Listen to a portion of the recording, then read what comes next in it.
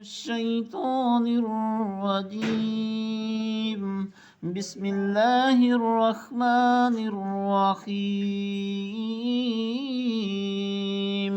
قل يا أيها الكافرون لا أعبد ما تعبدون ولا أنتم عابدون ما أعبد ولا أنا عابد ما عبدتم ولا أنتم عابدون ما أعبد لكم دينكم ولي دين.